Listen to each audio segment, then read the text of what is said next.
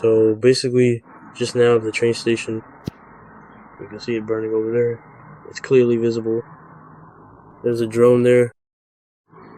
And up ahead now, if you can see, over there, the air defense kicked in.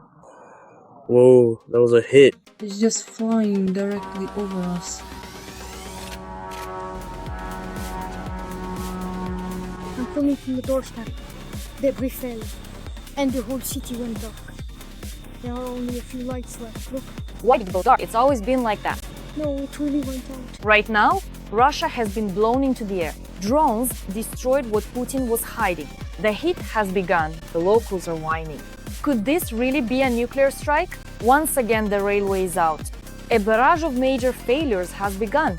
The thermal power plant, factories, and of course Rostelecom. A fiery storm has engulfed the cities. Fire is everywhere, with no electricity, no communication, and people in panic.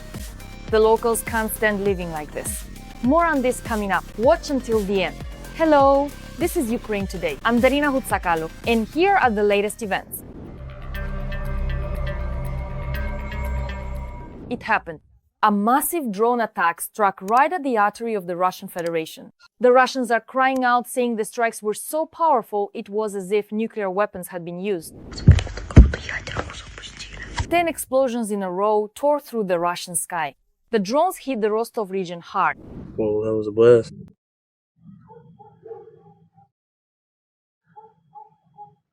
Oh, the second one. No, that's a traffic light. Unknown drones attacked the railway station in Novocherkassk. A powerful strike. The Russians didn't get lazy, they filmed everything on video. You can't miss this. The train station got hit. I don't think it got hit. I think there's a gas filling station, a petrol station on that side over there. I don't know, honey. It's creepy. I think there might be more coming. Oh, somewhere else another one is hitting the cathedral. God willing, let it fly right into their eyes. Do you hear that? I hear it. Get out of there. You just hit the train station. It's burning. You can see it clearly. There's a drone. And up ahead now, if you can see, that's where the air defense kicked in. Traffic is blocked at the railway crossing. A jam has formed.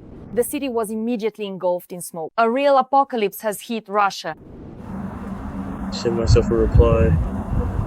Multifaceted. However, the fiery show didn't end there. The local thermal power plant came under attack. The Ukrainian armed forces attacked Novocherkassk in the Rostov region. According to locals, drone debris fell in the city center. The enemy's target was the Novocherkassk State District power plant. The Russians rushed to put out the fire, though without much enthusiasm. Come on now, please get some water. By the way, you can get some refreshing water right here. There's some available right there for you. The lights went out immediately. Darkness fell over the Russians. I'm filming from the doorway. The debris fell. And the whole city went dark. There are only a few lights left. Over there. Why did it go out? It's always been like that. No, it really went out. Anyway, it's burning, the debris is on fire. Things have gone way too far. The Russians aren't having as much fun anymore.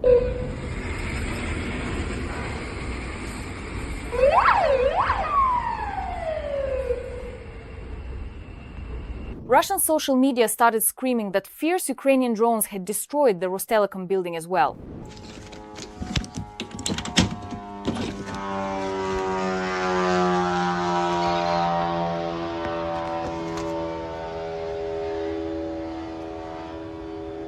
The office building, as well as the bus stop nearby, were badly damaged by debris. Local residents complain about problems with the internet and television from Rostelecom. Baklanovskaya.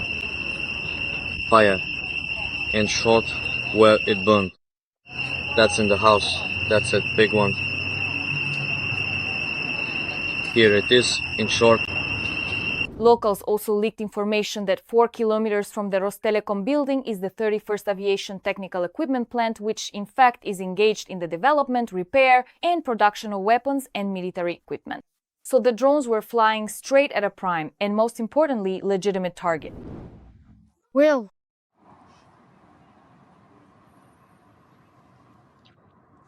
What's burning? What was that just now? What's flying? Well,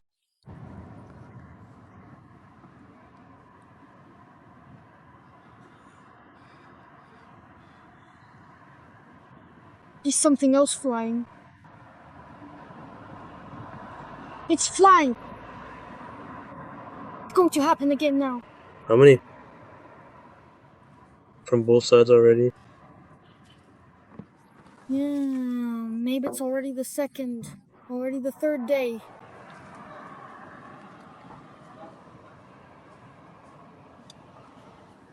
The locals just won't stop whining. The streets are littered with debris, windows shattered, facades mangled. It really tore things up. The glass was all blown out. Everything's right here. Down below. Here, the window was blown out. And here are the shards. Alright, moving on. Here, our window was blown out. Here it is. And on the balcony too. In addition, there were reports of air defense activity over the Tula region, over the Nizhny Novgorod region, over the Bryansk, Kursk and Kaluga regions. That's flying right over us.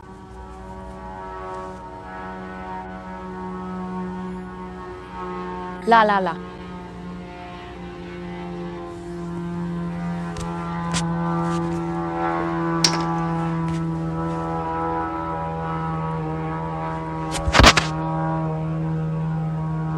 It's literally right around here.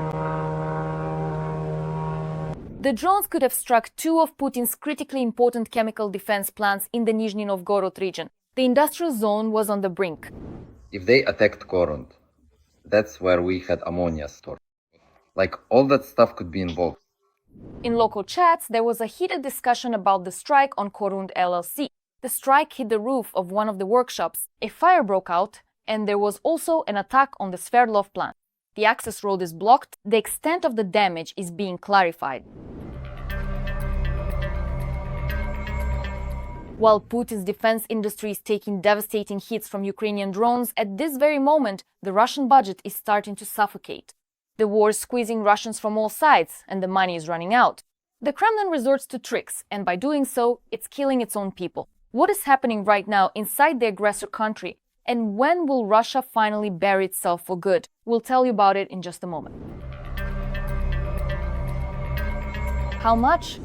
13.5 trillion rubles just this year, or $144 billion. That's how much it costs Russians to wage war against Ukraine. These are official figures, and Putin himself confirms them. At the same time, earlier, the head of Ukraine's intelligence service, Budanov, stated that the treasury of the aggressor country loses almost $1 billion every day. These amounts are increasing, but revenues remain the same, if not lower. What do we have in Russia's budget for the current year? With expected inflation, they say, of 9.5%, but real inflation will certainly be above 10. There was an increase in defense spending by 2.3 trillion rubles. And how did they increase it? By cutting other budget items. And what did they cut? They cut social spending. Even if it was by 700 billion, it's still significant. And that's even if they had kept social spending at the 2024 level. Inflation, roughly 10%, would have eaten up that amount anyway. But as it is, not only will inflation eat up 10%, they've also further reduced social spending. As a result, in order to continue the war, the Kremlin is sacrificing its own people. While this may not be so noticeable at the beginning of the year, by mid-year the money runs out and austerity measures begin. There is already a known case where, due to a lack of funds, a 23-year-old woman died simply because the Ministry of Health had no money to purchase medicines. This refers to Tatiana Drozdova. Since childhood, she suffered from severe combined immunodeficiency and became the first person in Russia with this diagnosis to reach adulthood. And she would have continued to live, but the Kremlin's priority is war. In 2023, doctors prescribed her an expensive medication. A month's course cost over 50 million rubles. The regional Ministry of Health refused to purchase it. The young woman sued the state and won, but time passed. Moreover, the Ministry of Health filed an appeal. Tatiana died in June without ever receiving help. In May of this year, Tatiana's condition suddenly worsened. She suffered from severe pneumonia twice, complained about her breathing, but did not receive the necessary treatment. She was sent for a fluorography, but the results indicating another case of pneumonia were not communicated, and the girl suffered from pain for several days and was eventually hospitalized. In the hospital, Tanya was given the same antibiotic that we take, only not in tablets, but intravenously. These medications did not help her recover from pneumonia. The doctors knew about this. The daughter complained to the doctor about severe headaches and partial loss of vision, but the treatment was not changed. And soon there will only be more tragedies like this. After all, as former Russian President Medvedev once said, there is no money, but you hang in there. I think this problem will make itself strongly felt in the fourth quarter of this year, when it becomes clear that all the funds allocated to the social sector will have been spent, and as a result, there will be no way to provide things like medications or insurance to people. Talking about any repairs or renovations is simply out of the question. Just think about that. As of 2024, nearly 4,000 schools were not connected to sewage systems, more than 3,400 had no running water, and 3,500 lacked central heating. And in the Republic of Tuva, ordinary toilets are a luxury. Across the country, 27% of educational institutions are in need of major repairs. Most likely, the situation is even worse now. In Russia, there are simply no available resources whatsoever for any essential repairs or anything directly related to the crucial social sphere. There is absolutely no money specifically allocated for this in the national budget. Moreover, it has been repeatedly stated that more and more regions of Russia are in such a situation that if, for example, a window is broken somewhere in an administrative building, there will be no way to fix it because that would require resources and there is simply nowhere to allocate them from. On top of everything else, they also want to take away from Russians the money they have earned through their own physical labor. In the State Duma, they are already discussing in the second reading a law that will prohibit Dachau owners from earning money on their plots. That is, growing potatoes, which has helped many Russians survive. By the fall of 2025, this could already be considered a violation. The authorities call this a fight against illegal business, but in reality, the Kremlin simply wants to fill its coffers at the expense of Russians once again, and then, of course, spend this money on the war. Every voice matters. Join our community, support independent journalism, and help us bring you the truth from Ukraine. Become a member of Ukraine Today. Join us now. At the same time, the Russian Federation is trying to establish control over messaging apps. Russians have already been put on a leash, and now they also want to lock them in a so-called cage. Officials have given the order. Now, using the internet is only allowed under the close watch of Russian security services. How does this work? All the details are explained in the following report.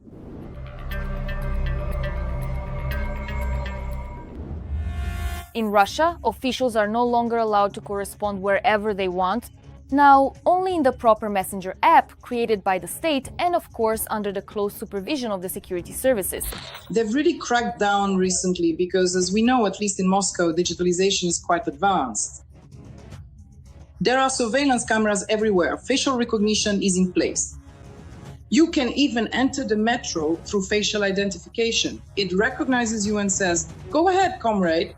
The money has been deducted from your account." This demonstrates quite a high level of control. At first, it was all about bans. WhatsApp was under suspicion. Telegram seemed like their own, but still aroused distrust. Because if something isn't under the direct control of the Kremlin, it raises questions. You can't read conversations on the old messengers. Yes, and of course, there are different levels of ways to get in and look closely. With Signal, it's actually known today that it's impossible to access it. Yes, and with others, with a certain level of capability, you can, but it's impossible to do it on a mass scale.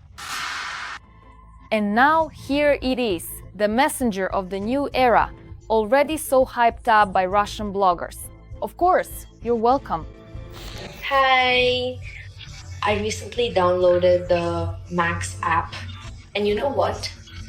I was honestly amazed that this app works even in the parking lot. I talked on the phone for 2 hours straight and the connection never dropped once. Downloaded the Max app. better than Telegram. Recently downloaded the Max Messenger. Developed by the Ministry of Digital Development, controlled by the FSB, it's simply called Max. And yes, it's already mandatory for Russian officials. Officials are being forced to use it so that only certain people can read their correspondence, that's all. So, what else? What other features are built in? For example, maybe this messenger can actually scan everything that's on your phone. Not just this correspondence, but everything else that's on the phone as well. So we can conclude that the authorities still don't have enough control. They want to strengthen it. And believe me, Max is not just a messenger, because in Russia, nothing ever happens just by chance. The app has access to the camera, microphone, geolocation, and other smartphone functions, and it also shows signs of malicious software. Whoever needs it will make use of it. First and foremost, of course, is the security services that monitor internal affairs. That includes the FSB, the relevant police departments, and of course the presidential administration, accounting and control, just as Tashin taught. Officials have been ordered, so they'll have to switch even if they're not thrilled about the idea of communicating in a messenger where someone higher up can read every word. They can, of course, continue, but the question is, we don't know the full functionality of this messenger. If it downloads the phone's data, then yes, even if you continue communicating in other messengers, it will still get access to your phone's data.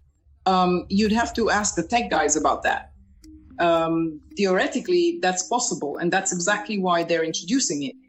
Otherwise, why the hell would they introduce it? In an attempt to protect itself from external threats, Russia is sinking ever deeper into digital self-isolation. The question is, where will this tactic lead?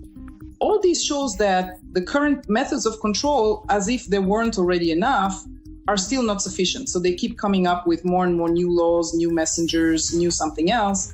They want to completely control thoughts first of officials and then of everyone. Well, as they say, we've all already read about this in the book 1984. While the whole world is fighting for privacy, Russia is fighting for total control. The new Messenger Max isn't about communication, but rather about eavesdropping. The main thing is that everything complies with GOST standards.